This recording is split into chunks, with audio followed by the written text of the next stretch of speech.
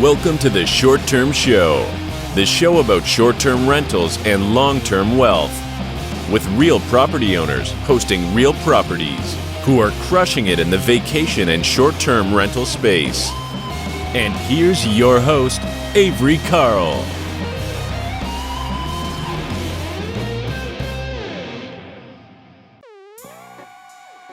This episode is brought to you by Short-Term Rental Listing Advice.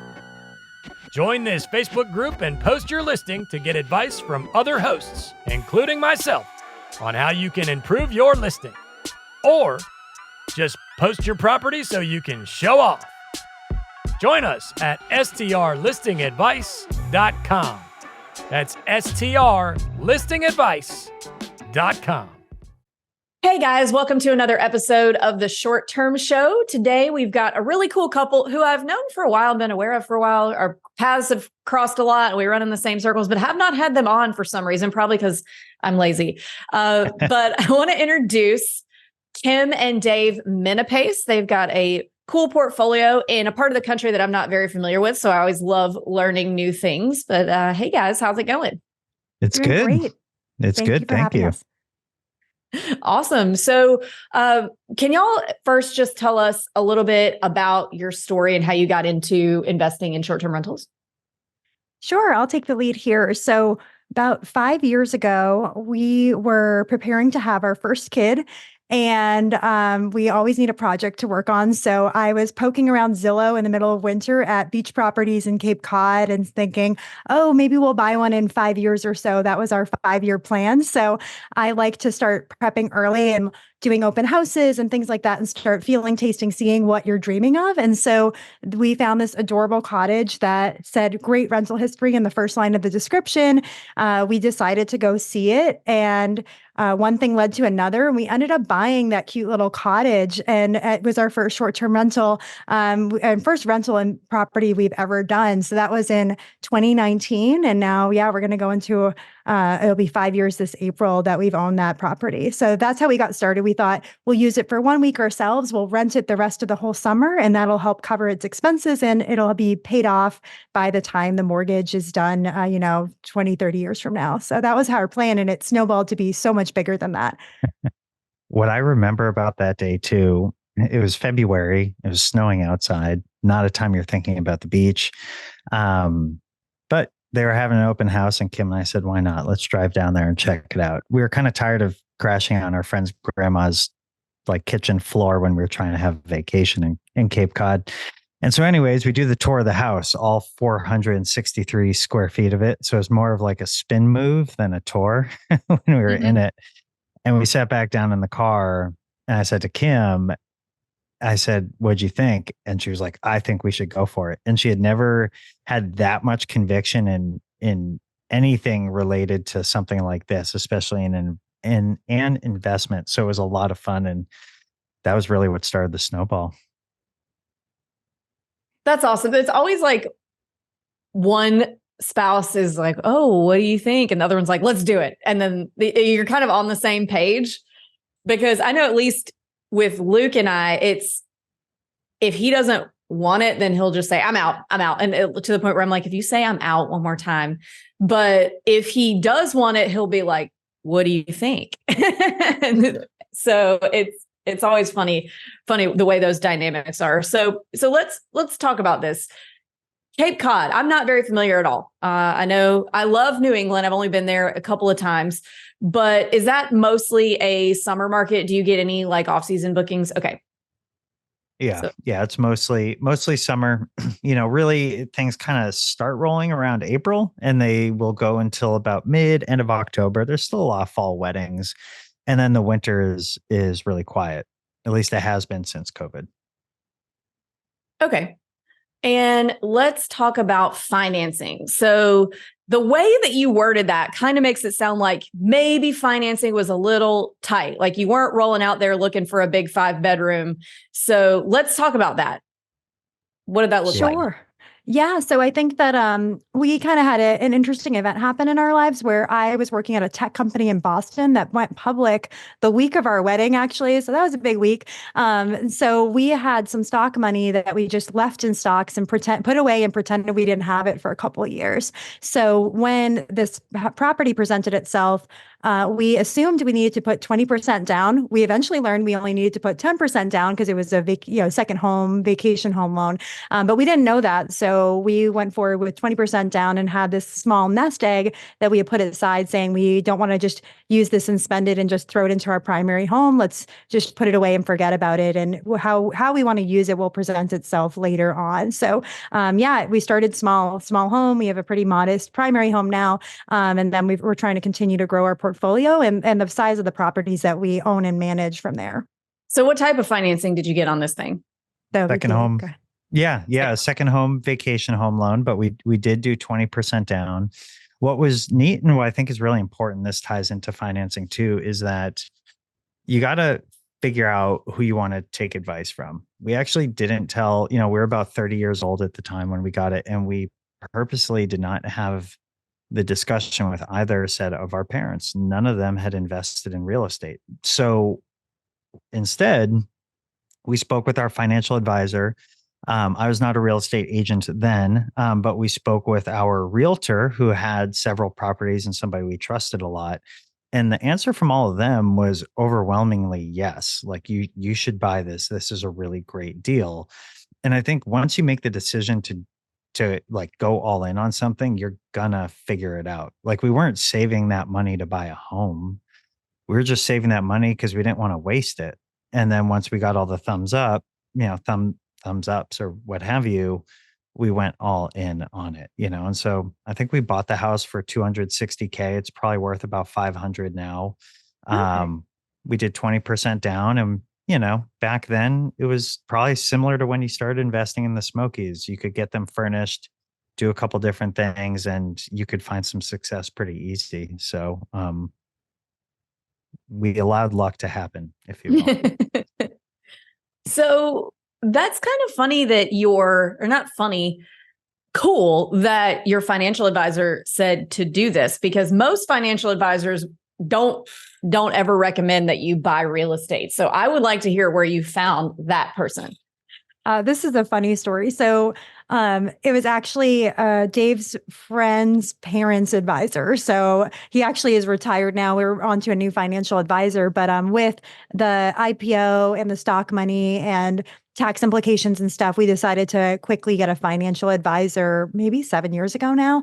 And so we had talked about long-term goals like starting a family, getting a vacation home, all those types of things. And they've given us great advice on different wills we should have in place, and thinking about your plan if for your kids and guardianship and all that stuff. So it was really helpful having someone, because you don't think to have these things on your radar. It's not something that we talk about with our parents. So they've been very helpful in a variety of ways, not just in and saving and investing and being someone to bounce these ideas off of. And I was surprised he gave us the thumbs up and the green light, and we were super excited. We're like, okay, this isn't a totally crazy idea then, if we're getting a lot of nods and yeses from these folks that we trust and really believe in.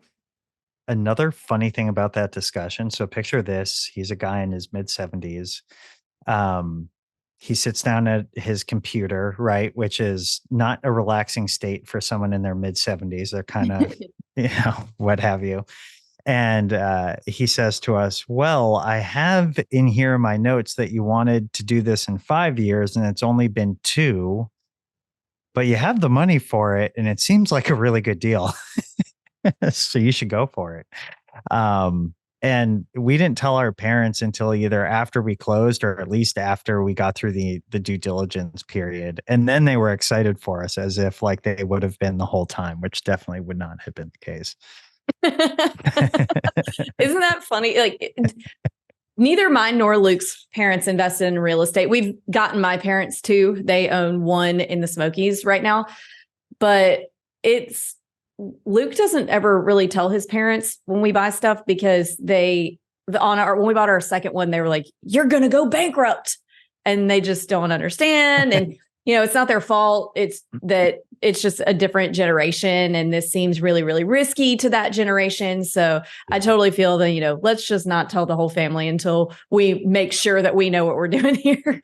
Yeah. I think we've sort of settled on this, not rule, but we're very cautious of, who inspires us and who doesn't. And it's not that we don't spend time with people that don't inspire us. It's just our goals might never align with what theirs were. And so we're really careful and selective on the narrative that we share with people, and based on how just we want our interactions to go with them. Do we want it to be stressful, or do we want to be able to relax? And sometimes to relax, you don't have to tell the whole story.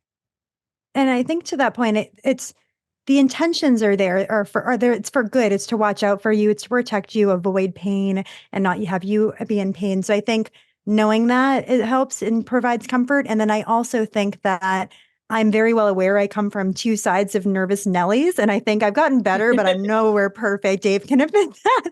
So for me, who's a pretty calculated, risk-averse person, to have in my gut, I just had this intuition that we had to buy this house. And I almost bailed on going to the open house. There was 7 inches of snow on the ground. And I'm like, no, we can't go. It's an hour and a half away. And Dave's like, no, we are going to this open house. We were the only ones that showed up. And there was a couple more open houses and no one showed up to those. So it was kind of funny. It was just fate that it happened. But I think that knowing it's all well intended, I come from two sides of all that, the nerves, and trying to break out of that and make smart decisions, but also take risks, because without that risk, you don't get the reward either.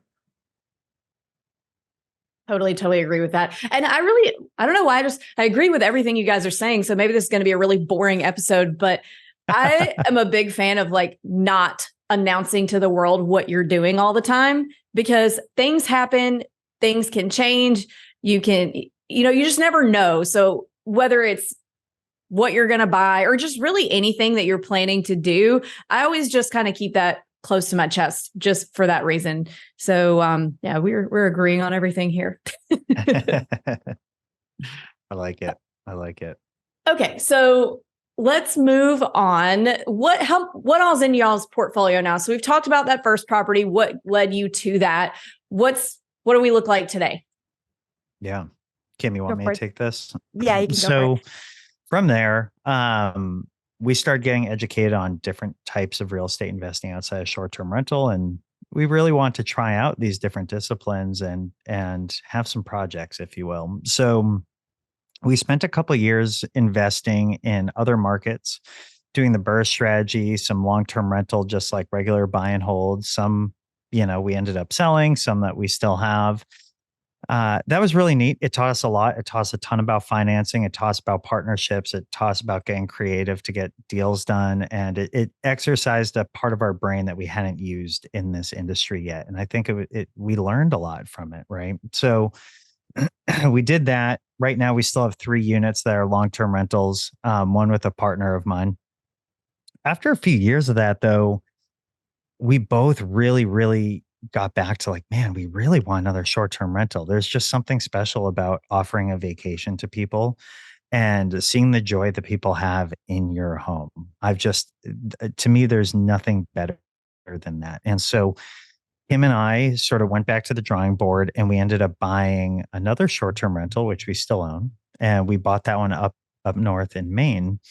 And that one definitely took us out of our comfort zone. It was much more expensive. It was more expensive than our primary home. There's a lot more variables when you start getting into these markets where you have all different types of weather and amenities like hot tubs and all sorts of things, right? A house that can sleep more people.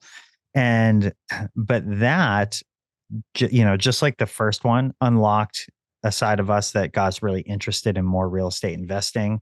That property up in Maine really unlocked a lot of other business opportunities that we didn't really anticipate. And we can go into those in a little bit. So what we own right now, though, are those 2 short-term rentals, and then a duplex that's a long-term rental, and then a single family home that's a long-term rental in terms of what we own.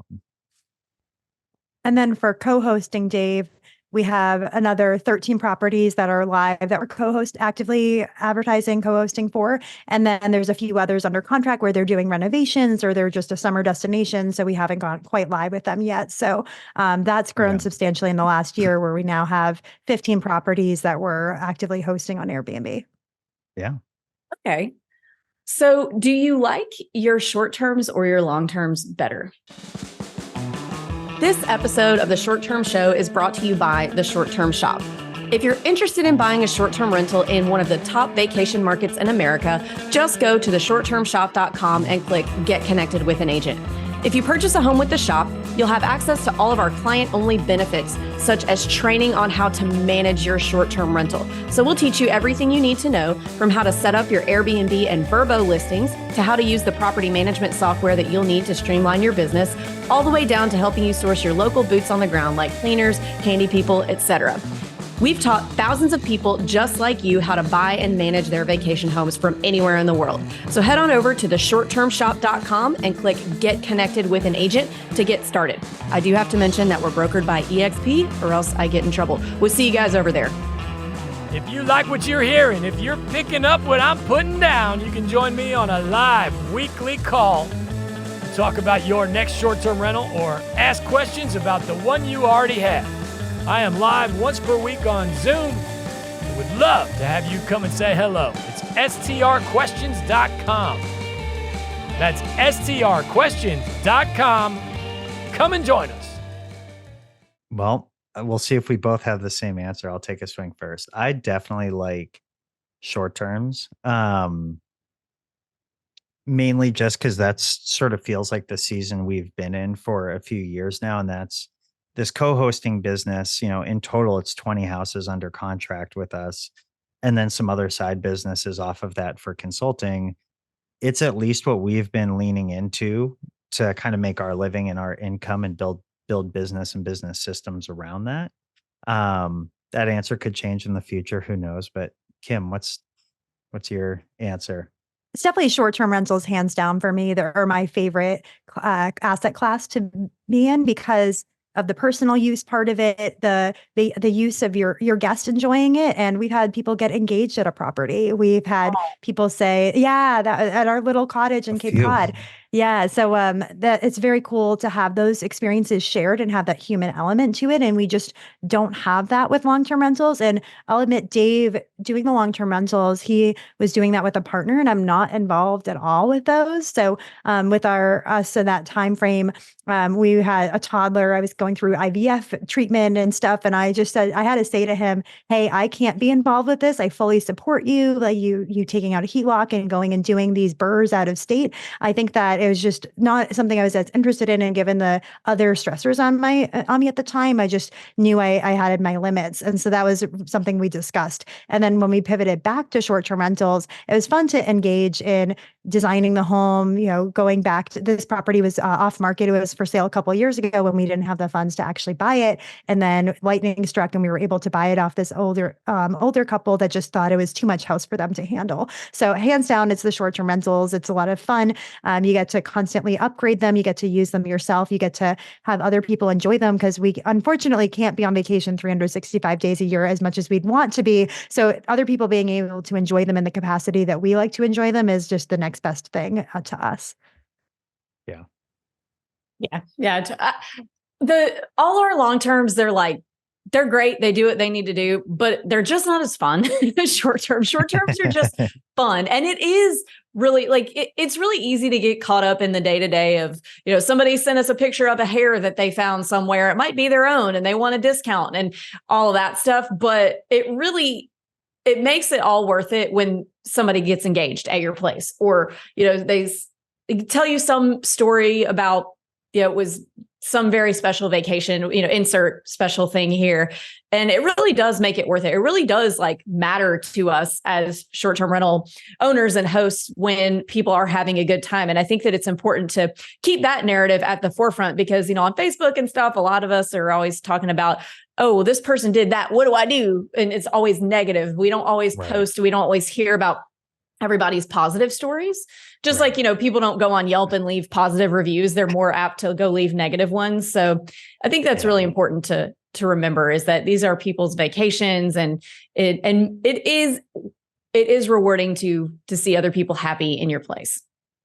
Totally. And I mean, I don't know if this resonates with you too, Avery, but we love buying houses in areas that we really enjoy vacationing at. And so Oh yeah. when we think about, okay, number 3, whenever that might be, I mean, we're looking in markets that we would want to go and spend time in. And I like having that emotional side to this type of investing. There was zero emotion in flipping houses and doing long-term rentals. For me, it was okay to allow this to be part of the narrative of the purchase and the takedown of the deal, if you will. And I really enjoyed that side of it. I think it is important, because if you don't like a place and want to visit it, it's going to come through in your marketing. When you're trying to market a place to somebody to stay there, people can tell whether you're genuine or not, or whether you're being like a greasy used car salesman about stuff. And, if you just go buy in the cheapest place possible because some data website said that has the highest returns, but it's some like shitty place that you don't want to go and nobody wants to go, which is probably why it's cheap, by the way. Yeah. It doesn't come across the same. So I totally agree. And I fall victim to that all the time. Well, actually, Luke falls victim to me doing that all the time, because everywhere we go that I like, so we go on these big motorhome trips in the summertime, I'm like, oh, let's buy a house here. Let's buy a house here. Like I had us buying a house in Durango, Colorado. I've had us buying houses like all over the place. And he's like, please just stop doing this. And we never do, rarely. But last time I did get him hooked into a contract this year. I won't say where it is because we might still buy there, but and I don't want to blow it up. But it didn't work, and he's just like, now he's PTSD, traumatized, doesn't want to do anything else because I drug him through all that. So that's amazing. One of the things that I really enjoy in our management company is, we're very well aware each time an owner is going to use their home, and we just started doing this, and I think to me, I have a lot of fun with it. We'll give like our cleaner a budget, and they'll, maybe $100 or something like that. And they'll just like stock the house with like some beer, some wine, some champagne. They'll go get bagels, or maybe even like pick up dinner and like put it in, or like dress the house up. And it makes it cool, because then instead of an owner, this is like a little pro tip for anyone that's co-hosting out there, rather than an owner just walking in at night with the lights off and already starting to be like, is something broken? Did I miss something? They're just like, this is freaking awesome. I'm on vacation, and now I feel like I'm on vacation because the house is like this. And, the owner's vacationing at their house, they're guests. They're our guests in that sense. And in a lot of ways, they're the most important guest, right? And so it's just kind of a fun thing we've done. And, I can't do that in a long-term rental. And it's why I don't manage long-term rentals either. Yeah, exactly. Well, let's hear about all of your co-hosting places. So we've talked a lot since you said what was in your portfolio. Can you recap that? I know some short terms and some long terms, but let's talk about the short terms. How many and where are they again? Yeah. Kim, want me to take it? So starting with Cape Cod, we own a property there. And then we co-host right now, it's 3 others. So 4 total in that market. And they range in size from 2-bedroom right next to the beach to like a 6-bedroom in an area that is like right near a ferry, and you can still walk to a beach and downtown areas and stuff like that. Those heavy seasons are usually June through September, with some additional traffic from like April, the spring and the fall. Love those markets. They're a lot of fun. Our heart is in Cape Cod. It's where we like vacationing the most. As you work your way outside of Cape Cod, you end up getting to like southern Massachusetts. And we do have a beachfront property there, gorgeous 5-bedroom beachfront property there in a town called Situate. It's awesome because it's only a half hour outside of Boston. So it actually gets a huge year-round pull. And you get a lot of people that fly in from all over the world and then go rent that house because they can just rent a car or take the train out there.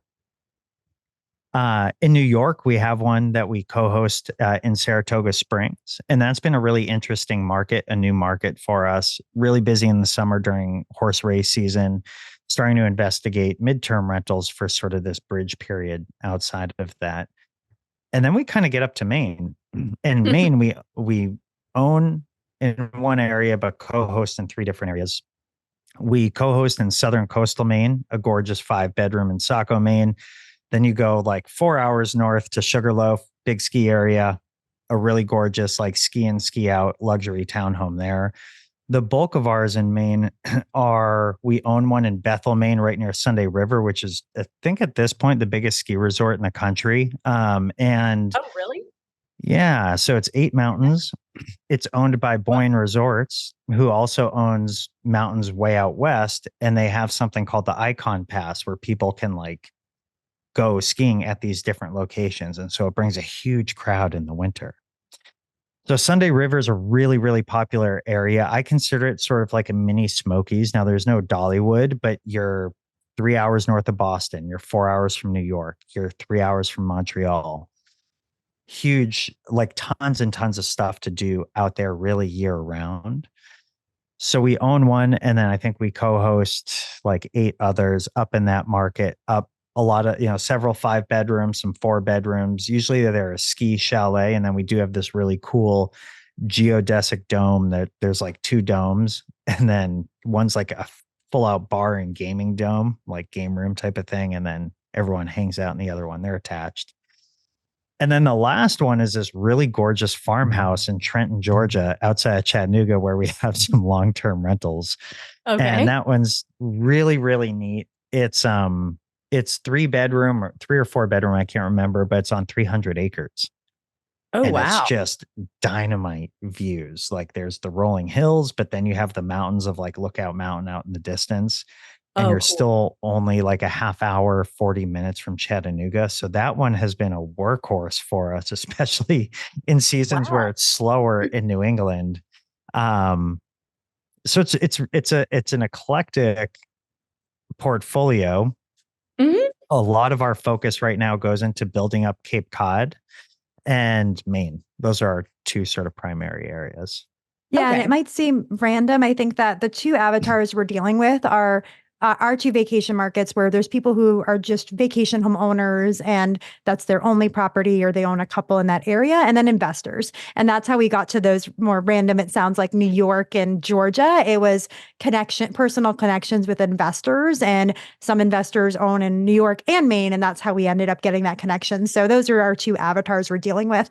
And then just a quick clarification on Sunday River. They have plans to double in size, so they will become the biggest, I think, ski resort in the States, but it's the biggest one in New England right now. So just wanted to clarify that. Yeah, they're working on developing it, which we found out after we bought, and I think also makes it a desirable market as they're planning to expand it substantially. Yeah. Well, that's cool. Man, you guys have a cool portfolio. All that sounds really cool. And I guess it's cool because I don't know anything about those places. So it's not, Right. the same thing that I do every day. So that's really cool. Right. Kind of like you guys and your short-term rental, you and Luke, we do stick to areas that are primarily driving destinations. Back when we heard your podcast on Bigger Pockets years ago, that was like one of the big inspirations for us to get back into short-term rentals. And then, with that, it just sort of resonated because I think, where you're at with the Smokies and in Florida, it's not too different from Cape Cod and Northwestern Maine. And a lot of people that buy in those areas and want us to manage as well as vacation, they're coming from Boston, they're coming from New York City, Providence, Rhode Island, Montreal, places within a 4-hour, half a day's drive is usually what I say. And what's nice of these being these drive-to vacation destinations is we're not dealing with the regulation and that the urban markets are dealing with. So it's interesting when I go to conferences that aren't short-term rental specific, and I tell them I'm an Airbnb co-host and owner. Everyone's all doomsday and saying, "Oh, how's this market affecting you?" I saw the Dallas headlines. I saw the New York crackdown on Airbnbs, but Cape Cod has been a drive-to vacation destination for 100 years. Our house was built in 1930. And I think when we read your book and you framed it out so nicely to the 3 kind of markets, the fly to vacation destinations, the urban kind of city markets, and then the regional drivable vacations, we realized, oh, that describes us. That's what we're really dealing with. And with that, there's also some accommodations you want to think about, like being dog friendly really helps because people are typically only driving a couple hours. Boarding a dog is expensive. So our little 2-bedroom cottage that's dog friendly is doing better than some of the bigger houses in the shoulder seasons because of that. So it's been very cool, but it was fun to read your book when we were already kind of deep into this and understand some connections and think of some framing for a space we've already been operating in for a bit. Yeah. I mean, it's pretty much common sense, like let me buy in a place that everything is a short-term rental and always has been. And it's not a new thing in this place. So we don't really have to worry about a lot of the things that you have to worry about in places where it is new. So I think a lot of us all came to that conclusion independently because it is kind of just common sense. Totally. But yeah, thank you for reading the book. Love it. Yeah. I actually, and a plug for your book is, as a realtor, and when I was doing that side of the business a lot more, whenever somebody was thinking about getting into short-term rentals, almost like you need someone to be pre-approved before you're going to go help them buy a house. I'd like sit people down and be like, read this, make sure you want to do it, then get your pre-approval, and then we'll go buy you a house. Yeah. It's true. So we're wrapping up. We're coming to the end of the show, and we've got 3 questions that we ask every single guest that comes on the show. And the first question is, what advice would you give 20-year-old Kim and Dave? All right. For me, I would say be curious and ask a lot of questions. I think that I didn't understand investing, but I didn't even understand kind of real estate and buying a home. I think my frame of reference was my family would buy a home and hold it for decades. So my parents bought my grandma's home from her, and it was in Boston. It was a multifamily with a 3-car garage, which is incredible in Boston. And my grandma owned it, raised 7 kids there. My parents bought it from her, and they had that for decades and decades in the family. And then my parents moved to a different primary home in the burbs, and that they've held that for 25 years. So when I was that age and my mom said, oh, maybe you should think about buying a condo, in your early 20s, I was like, I don't know where I want to live for the next 10 something years. So I just didn't know anything about that. I was also nervous. Well, what if the heating goes? I don't know how I can afford that or how much it is. And so I think I just wish I asked more questions and sought out education on the topic, because I think we'd be in a much different place. I don't regret where we are at 35, but it'd be very cool to have a different trajectory and just have learned some of this information a little earlier. And Okay. I think for me, the advice I'd give my 20-year-old self would be, assuming my 20-year-old self was interested in real estate, would be to put myself in the right environment. I did have an amazing run in my 20s. I had a ton of fun. I don't have any regrets about it. But to Kim's point, I think had I made a couple different changes, we'd be even further along in our real estate investing journey. And I'm still grateful that I'm only 35. And I say that because it's like better than 15 years from now, just starting out where we are. But, you are the sum of the 5 people that you spend time with. And I think we're very, very careful with who we spend time with, how we spend that time, and what we're like really doing. And so I think I would have taken a closer eye, because I think my 20-year-old self would have really benefited from hanging out with 35-year-old Dave and Kim. Again, no regrets, but I now really recognize the importance of the environment that you put yourself in can really help you slingshot forward. Totally agree with that.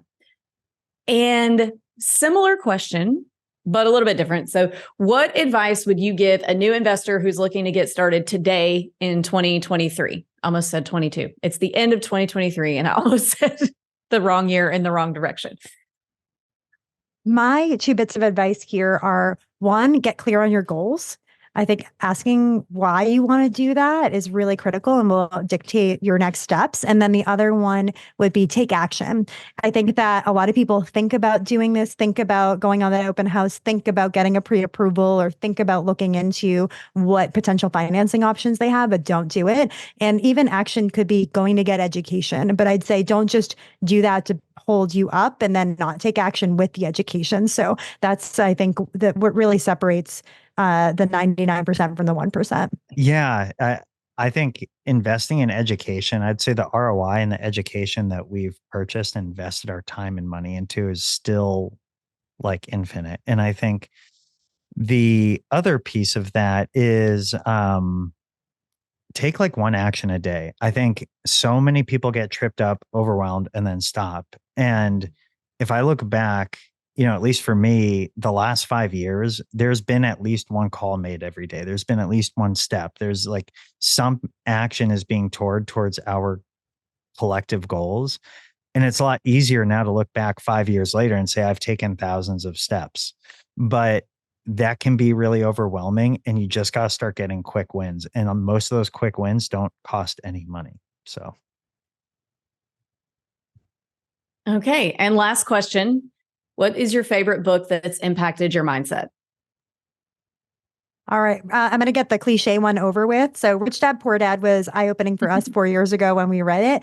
But most recently, I love the books by Dan Sullivan and Dr. Benjamin Hardy. So those are Who Not How, The Gap and the Gain, and 10X is Easier Than 2X. Those have been the most mind-blowing books for me in the last 2 years. I read a lot. And I think it was the first time some of these concepts were introduced to me, and they really changed how I thought about everything. I have two. I have a business and a short-term rental hospitality one. The business one is playing off Kim, 10X is easier than 2X. From a business perspective, it is really going to show you the path to get out of a solopreneur and become a business owner. And I think that changed my mindset a lot and allowed me to make some really strategic decisions that make it so we can be on this podcast and not have to be checking a million things while we're doing it. The hospitality book is Unreasonable Hospitality.